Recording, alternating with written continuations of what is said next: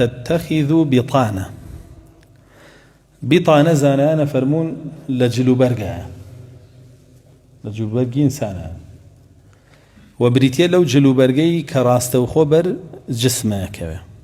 وخوان بيرين جلو برقي جيرو. بطانة الثوب ما يباشر الجسد ولا ما وافق. بطانة جلي جيروي إنسانا كي ترهموا نهينيا كانوا كمكريا كانوا عورتي أو جلاي باريزي ماشا جالي ربو أم لفظي بكارينا وزانانا فرمون بوي بيت بليا كان بيت تو وكو مسلمان نهيني خود لا غير إيماندار بدركاني أقل بدركاني تياج وكو أشيد كرد بيه همو عورته نهينيا كاني جسمي خود خسبته بردسي وكو بروتي بيني بيتي ايش فرقيني تقرافتي أكياوي ولو أتشي باروتي بدبيني باشتر بي لويكا نهانيا كانت بزانه چونك اللي نهانيا كانوا أتواني لناود بري بس لو أتشي باروتي بدبيني نتواني لناود بري بويم آياتا براست خوي قد غاك لا إيمان دار كبتشوكترين نهاني خوي لا إنساني منافق بدركانه بو چونك أو خيانتي ليك منافق بچي ناسرا وإذا أتمنى خانه كتو أمانتي كي تدس وخيانتي ليك أمانتك أقر قصيك يجبه أقر مالك به سرطو سامانك به أقر شرف وناموسك خود به هاد شيء بيت دس أو بو ناسرا وخيانتك عليه جاكتو نهيني خولا أو دركيني بتمام با إسفادة بكيلي و أوي إيمان دار به وبرشاوروني ولا ناو خلق أجيابه لقال هر منافقي هالسكوتي كرد به أو منافقي لخوي نزيك كرد به تو تحدي وين هين يكاني بزانه دواي أو منافقة ضربي خوي لداو إلا ضربي خوي لداو لشولان تيتي هو من أزانم وابو يتجاق إن هنيك خوي بيوت به بشويك كاستعاني بيبقى بون منا بلا يم كابريا من هني خو ميلاد ركينم بشكم يارمتيم با هاو كاريم بك پشگیریم بکە بەڵام ئەو نهێنیە بەچی ئەزانێ بە غەنیمەت ئەزانێ و ئەیقۆزێتەوە بۆ شکاندنیەوە خۆتان ئەوە ڕوویداوە لەوانەیە کەسانێکە بێت تێکەڵاویتان کرد بێت لەم جۆرە منافقانە بە مجرد ئەوەنەی کە تۆ لەگەڵ هەوا و ئارەزوی ناگەمجەی هەڵەگەڕێیتەوە لە هەوا و ئارەزوەکانی و لە حەزەکانی ئیتر چی ژێربەڕەی خاتە سەربەڕە هەرچی لە ژێربەڕای خاتە سەربەڕە وزياتريشي بيوانية وزور بشي دسكاري كاولي جريته أو هدفيتي بويا شافعي رحمة خوالي لي بفرمي احذر عدوك مرة واحذر صديقك 1000 مرة فإذا انقلب الصديق عدوا فهو أعلم بالمضر فرمي يك جار لدجمنك وبترسه بۆ چونکە دوژمن دوورەوە بەردەوام لەگەڵ نییە نهێنیەکانە بزانێ دوورە هیچ نازانێ وەکو جلەکەی دەرەوە وایە کۆمە وایە ئەمە دوورترە لێمەوە لەمەیان ئەمەش دوورترە لێمەوە لەمەیان لە دوو ئامەی چکە نیە باشە ئاەتەکەش ئەو تەفسیرەوە بووەکە ئەو وێنەیەنێتە پێشچاو ئەفەرمێتەوە لەو بترسەکە لە دوورەوە یەکجار لێ بترسە لو تيتي دجمن تموت طواوي علاني كردو بلام لوي كلا قلطة عليه لما نزيك الليتو هزار جاب بترسه شو كافرمي أوي كأواليتو نزيك كليت هالقراية وأزاني شون زرر بيبقيانه أزاني لكيوا تياكي بشكيانه وبراسي إنساني ماندار نابي نهيني خوي بدأت دستي منافق دوای وەکو غەنیمەتێک ئەی قۆزێتەوە بەکارێنێ بۆ بەرزکردنەوەی خۆی و شکاندنی ئینسانەی ماندارەکە بە هیچ شێوەیە سیقە بە ئینسانی منافق مەکەن ئاەتەکە وامان پێڵێ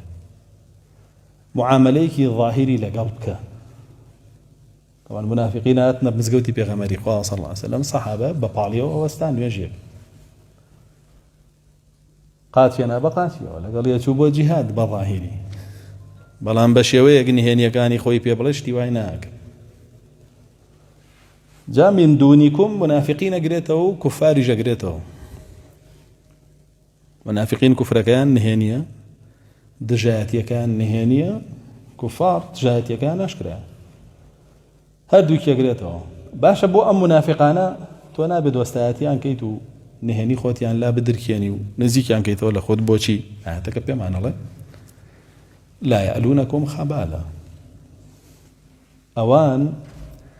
بەس بە دوای ئەوەوە ئەگەڕێن سەری ئێوە بە قوڕاکەن. خەبال چییە؟ طينة أهل النار، وكل حديث قاعدته أسكنه الله طينة الخبال. قالوا وما طينة الخبال؟ قال عصارة أهل النار. يعني أمانة سرتانا كان بهموش الكاوكا بهموز الكاوكا كأيوة نهيني خوتان تان دا أدسا بهموش يوي ليه طالع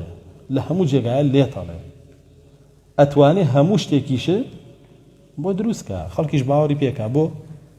زور نزيك بوليتا زور نزيك بوليتا أتواني هموش تيبلا وخلق باوري بيكا من خوم نزيك بوم ليوي لقلي بوم 10 ساڵ لەگەڵی بوومەڵێ دایمە لە ماڵیا بووم. خۆ ئەم منافقەی تریش کە گوێی لێگرێ ئەوەنە عەقلی نییە بڵێ 10 ساڵ لە ماڵیا بووی نمەکە کرد ئەی بۆ ئێسەوای پێڵێ تۆ نمەک بە حرامێ هەی منافق.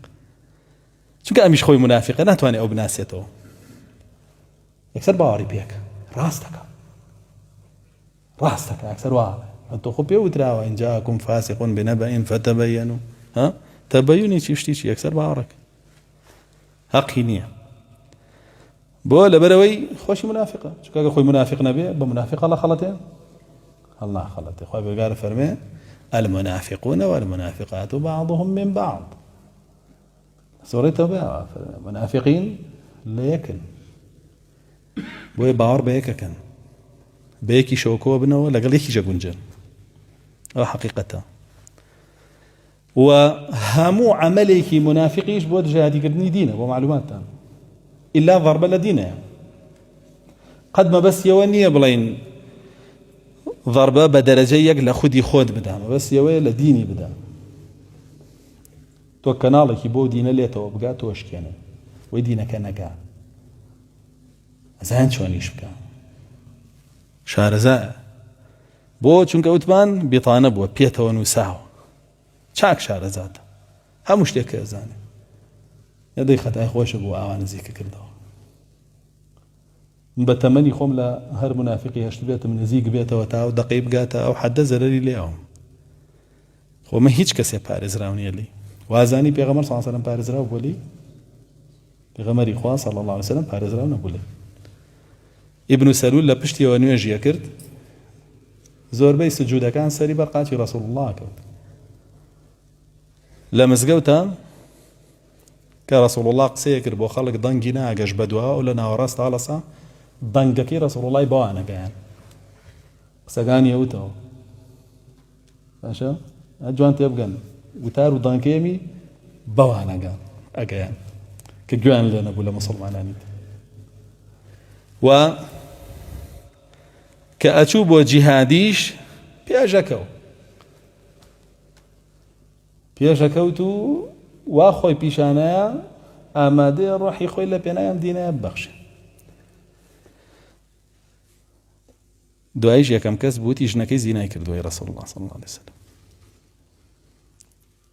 بوختانی بۆ عایشە خاتون کرد. ئەمە سونەتە لە ناو منافقینە بێ وابن ئەنجاوتی ئەو زەلیل بوو من کردم بە پیاو بگەڕێمەوە مەدینە لە یخرجن الچی ئەعەز الئەذە. ئاوایە منافق. بۆیە ڕەسوڵ الله صلی الله علیه وسلم دواوی کاگەدار کرایەوە لێیان ئەبەم ئایەتەی دووری خستنەوە نەیەش نزیکی بکەم. ئینسانی باندارە بێ ئاگاداری ئەو بابەتانە بێ نابێت هێ بگە ترەوە سنەتێکی کەونیە و ئەوە نیشانەکانیانە و هەتا تۆ توانی بیان ناسیتەوە پێی ئیتر جارێکی تر دەست نەبڕێ پێی یاخود کە تۆ بە دیار خۆتەوە بینی ئەو ئیبن سەلولە و منافق والككان لي كوبونة دا منافق والككان جل بيك طاو بالا قلابا حسابي كيان بوكا چونك بعضهم من بعض اگر وانكي زرركي دانەیەکی تری وەکو ئەو دروستەکەی توێکەی بە بیتانە و لە خۆتی نزیەکەی تۆی ژەمان کاریەوە کات کام شتانش زۆر بوو لەسەر خەڵک باوەڕیان پێکە هەڵە خەڵەتە پێیان بەبێ ئاگاداربی ئەو هەموو خەمێکی چییە زەلیلکردن و ڕسواکردنی تۆ زیاتر هیچ خەمێکی نییە لا یەئلونەکم خەبالە بەس ئەوە خەمیەتی کە سەری تۆ بکا بە قوڕا